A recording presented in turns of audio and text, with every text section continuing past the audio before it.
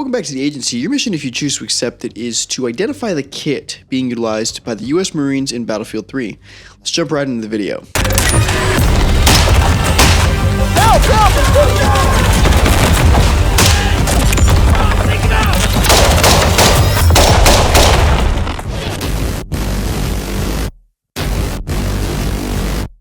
So let's talk about this kit real quick. Battlefield 3 it's very important to me. It's very important to this channel.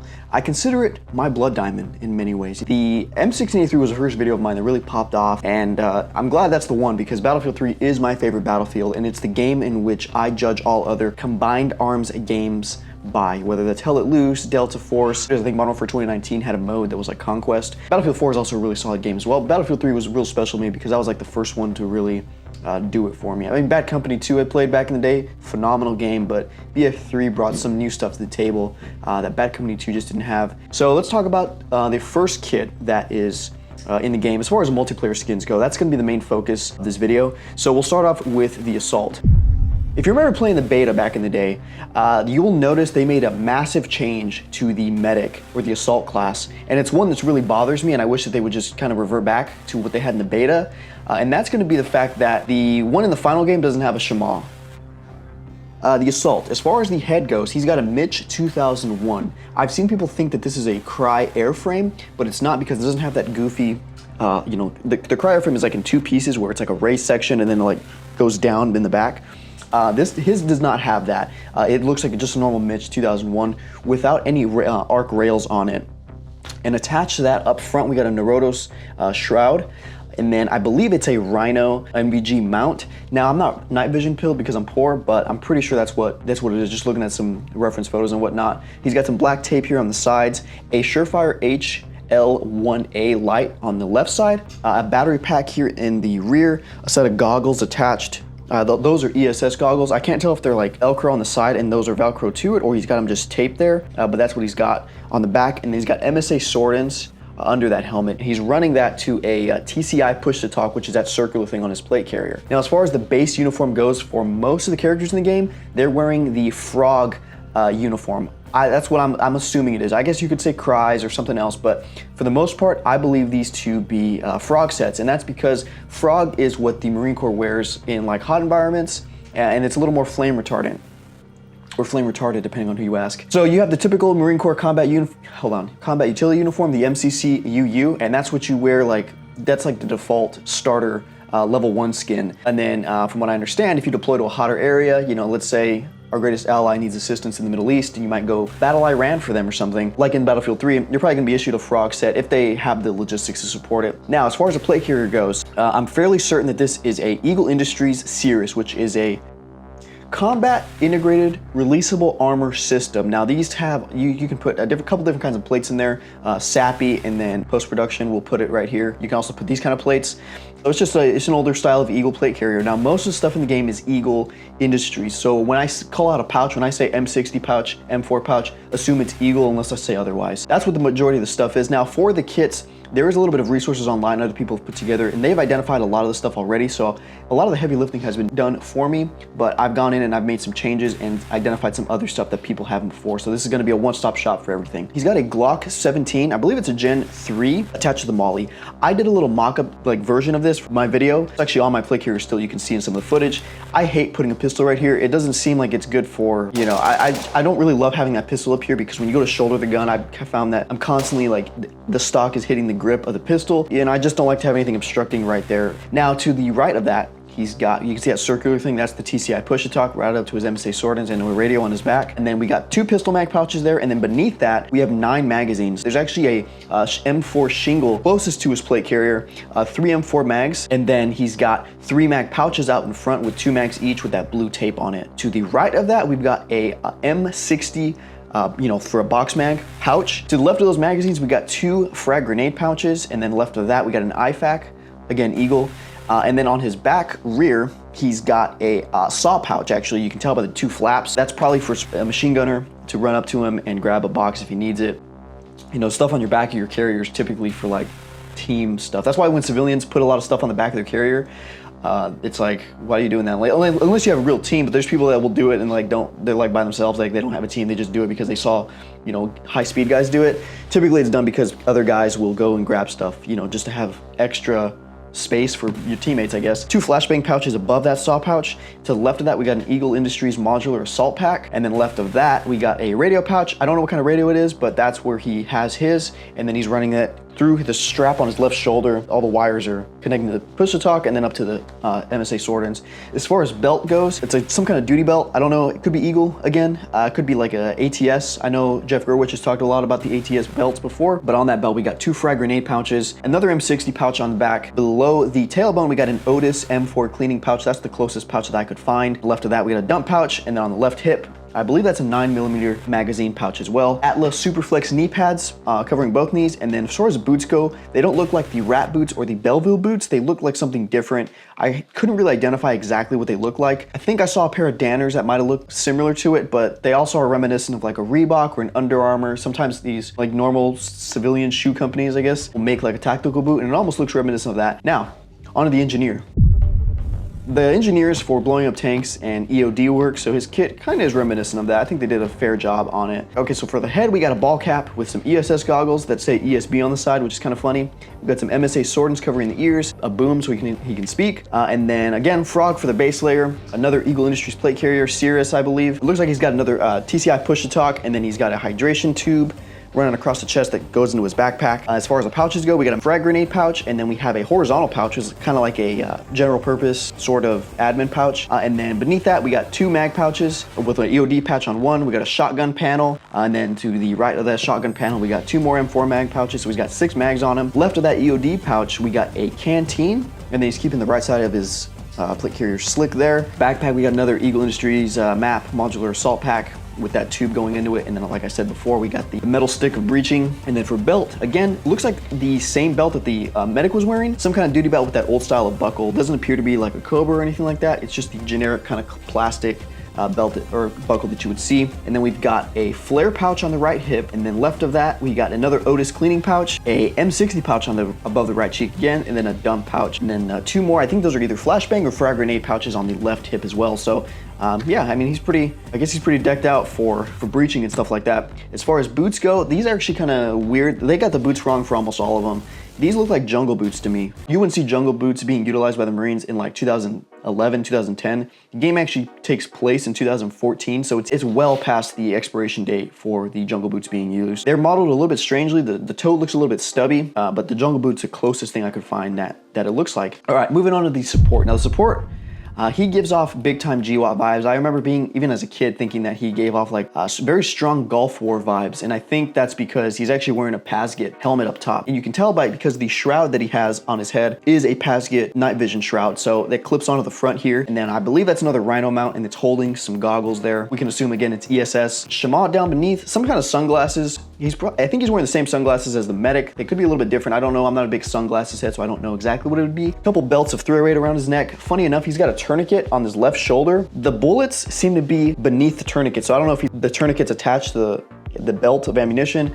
I don't know what the modeling was thinking there, but it seems like it would be kind of counterproductive to get your medical equipment, and I don't know, it just seems like a goofy little setup. Now, as far as the plate carrier that he's wearing, the body armor that he's actually wearing is a PACA body armor, which is a slick kind of carrier. If you've played Escape from Tarkov, you might know what this is. It's like the default, it's what because I couldn't get very far in Tarkov. It's like the default poor people carrier. It's just a slick, you know, like I think it's a level 3 or level 3A body armor, and you can throw harnesses and chest rigs over that. So what I believe he's wearing as far as a harness goes is a Eagle H harness. I think that because I did go into Battlefield 2042, and although you might say 2042, like how is that even, why? Why would you do that to yourself? Me and the boys did play it, and we were stuck on El Alamein for hours.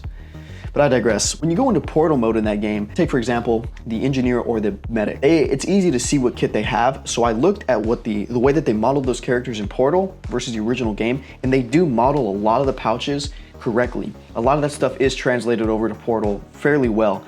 They did some stylistic choices with, I think, boots and a few things, but for the most part, the pouches are all correct. So I went into portal mode and looked at the support class and saw what he was wearing. You can tell on the harness that he's got MOLLE panel in the back. It's covered by his Eagle Industries Yote backpack, but you can tell that it's some kind of harness that has MOLLE, and the closest thing would be that Eagle H harness. Now up front on his chest, he's got 4 M60 mag pouches, and you can see those rounds spilling over the left side of it. So he is loaded and he is ready to go for his support role. He also has a pair of shears tucked in behind one of those M60 mag pouches, and then he has a frag grenade pouch. I'm saying pouch a ton in this video, but he's got another frag grenade pouch attached to his other M60 pouch. IFAK on his left side, and then on his back right, having a hard time identifying exactly what pouch that might be. As far as the belt goes, he appears to be wearing like an ATS battle belt style. It's not as thin as some of the other duty belts that the other guys are wearing. This has that padding and the multiple levels of MOLLE. So ATS battle belt is what I would get if I were cloning this. He's got a little roll of tape attached to that as well for whatever reason. And then base layer for this guy, he is actually wearing Cry AC pants and then just a normal t-shirt. And those things change colors depending on what camo you choose, because there's different camos in the game. And sometimes if you're wearing like a blue camo, the shirt will be blue. If you're wearing a black camo, it'll be black, you know, stuff like that. One thing I forgot to mention, he does have a dump pouch on the left side. So that's notable, but he doesn't have a ton of stuff on his belt. He does have a drop leg holster as well. I believe that's a 1911 he's got, but again, from the photos, it's a little bit hard to tell. And then he's just got that strapped around his leg. And then boots, hard to tell what exactly he's wearing, but if I find it in post-production while I'm editing, I will throw it in there. That is the support class, so pretty simple. And then as far as the gloves, you can't forget, he's got like leather working gloves or like gardening gloves. I think that they did this because, you know, he's a sport machine gunner. He's gonna be holding, you know, hot barrels in order to deal with that. Of course, the Recon, in Battlefield 2042, they did make him Asian. I think that they were watching a lot of Henry 9-hole reviews and they thought that all Asians could shoot at long distance, you know, fairly well. So I think that's why they did a little race swap on him, but I digress. As far as the Recon goes, he's got a chamois wrapped around his whole head. Got some dust goggles up top. That's what I looked at. I went on Amazon and I looked up like dust goggles, found like some generic ones that were on there. And then he's got MSA Swordins with a headset, a boom. And then you can actually see a good shot of the P.A.C.A body armor as well. So him and the support are wearing that P.A.C.A slick body armor. And then over that, you see an X harness on his back. And that is a Eagle Industries Rhodesian Recon vest. And this thing actually looks pretty dope. It is, you know, it's a chest rig. So he's kind of running his style a much more slick. And I think that it's cool to see that they were putting that thought into, hey, he's a sniper. He's got, you know, maybe a soft armor, and he's running a chest rig. He's much more minimalist as compared to a lot of the other guys. So there was some thought put into the kits. It wasn't just throwing stuff around and being like, oh yeah, whatever. It doesn't matter what they look like. They look like they put some effort in here. Again, we can assume frog pants, some kind of Marpat t-shirt. I don't know if it's like a normal top with the sleeves cut. I think it's just a t-shirt, and then he's got a long sleeve under that, and then some skull gloves. Upon further examination, I actually think that long sleeve shirt is a ex-Geo Frog base layer shirt that I found on Venture Surplus. Now, as far as what's on his chest rig, we've got a Eagle Industries, I believe it's a shotgun pouch or a signal pouch based off of the way that the flap is cut out. And then left of that, we've got a grenade, frag grenade. Under that signal pouch, he's got another 3-mag M4 shingle. On his left shoulder, we've got a tourniquet, and beneath that, we have a VIP signal light from Adventured Lights. That was the closest thing I could find. I just looked up IR strobe, and TNVC popped up that little light. So that's what he's got for signal. I guess if he is, you know, out in the mountains, I'm imagining somewhere away from the rest of the unit, he's able to, you know, signal friendly aircraft or drones or whatever the case with that IR strobe. So that's pretty cool.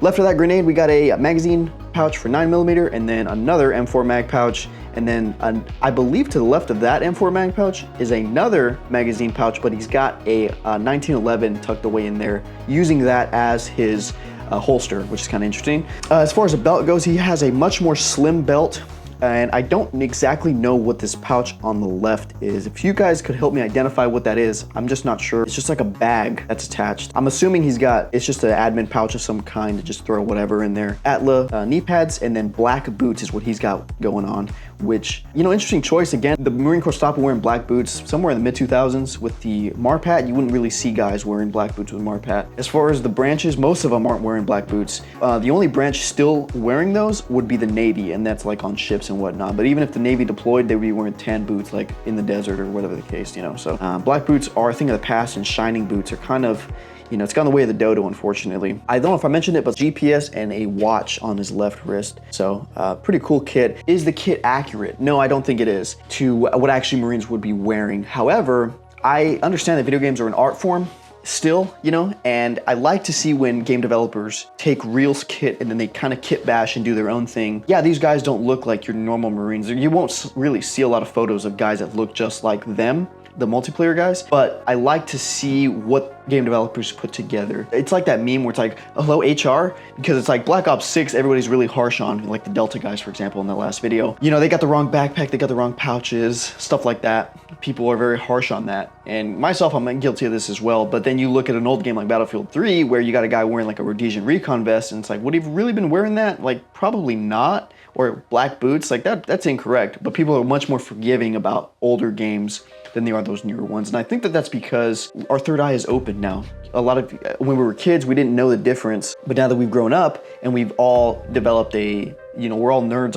with military history and whatnot, we're much more critical now. So if Battlefield 3 came out today, I think people would probably criticize the kit just because, I don't know, they'd be like, oh, that's not what the Marines would wear. But to me, I don't really care that much. I'm not trying to play a game to be like, I want to look exactly like a Marine. I like the creative direction that they take these games. And the fact of the matter is that it does not subtract from the overall theme of the game. It doesn't take away from the authenticity. You can have that creative freedom, I think, but still retain the military theme, and it looks really cool. If Black Ops 6 multiplayer, for example, it's just the most recent COD, the easiest one to bully. If they had those Delta guys in the game, I don't think people would be complaining. Yeah, maybe some people would be upset about the backpack or whatever, but if that's what the aesthetic of the game looked like, I think people would be much more forgiving. But it's because developers, EA, Activision, have added such ridiculous looking skins to all their games behind a paywall and say, hey, pay us $30 for this stupid, you know, skin, weapon charms and all this stuff. People are just really tired of that. We're just craving an authentic sort of appearing game. And Battlefield 3 is everything I want from a shooter. It is not so boring that you feel like you're doing your taxes or you're, you know, oh, we gotta drive this truck 40 kilometers and we're gonna get airstruck by a hind and then we gotta start at the spawn again and then we have to, you know, games like that. Arma. I've never played Arma. From the things that I've seen, I'm like, I don't know if I really want to do a lot of this stuff. That's just not my style of game. I don't want to really play a simulator. I want to play a game that appears realistic on its face, but plays like an arcade game.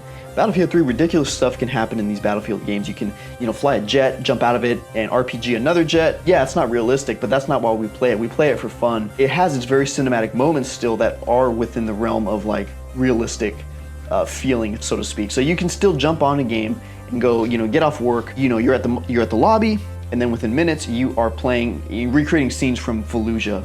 And it's still a very casual experience, but it does encourage teamwork. It did at one point, and it's still fun. And that's the perfect balance for me. That's why I don't play a lot of those simulator games, just because they're either tech demonstrations or they are dress-up simulators, and that's just not what I'm going for when it comes to like a fun game. And it influenced my taste in firearms and like my taste in games, you know, throughout my entire life, and it probably always will, just because it was such an iconic game for the time.